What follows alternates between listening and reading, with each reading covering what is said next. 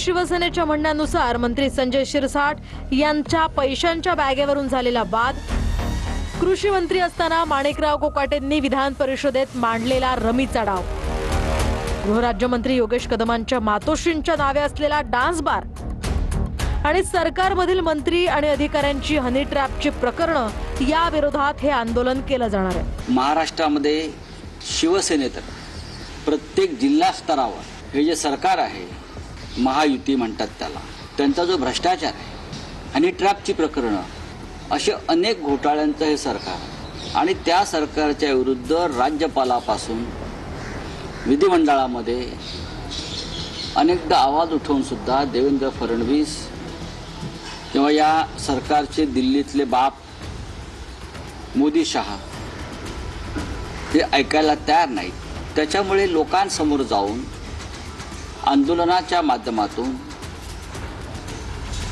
जागृती करणं हा आमच्याकडे एकमेव पर्याय आहे। स्वतः मुंबईमध्ये उद्धव ठाकरे दादर परिसरामध्ये आंदोलनात सहभागी होते। मोर्चा काढण्याशिवाय काय पर्यायच नाही राहिलेला आहे। त्यांनी मोर्चे काढावे, गेली पुढले 4-4.5 वर्षांना मोर्चेच काढायचे, कारण येणाऱ्या महापालिकेच्या निवडणुका, नगर परिषदेच्या निवडणुका, जिल्हा परिषदेच्या निवडणुका, पंचायत समितीच्या निवडणुकांवर फक्त आणि फक्त महायुतीची सत्ता येणार आहे। तशा पद्धतीचं काम आमचे मुख्यमंत्री देवेंद्र फडणवीस आणि उपमुख्यमंत्री म्हणून अजितदादा पवार आणि एकनाथ शिंदे साहेब या महाराष्ट्रामध्ये चांगलं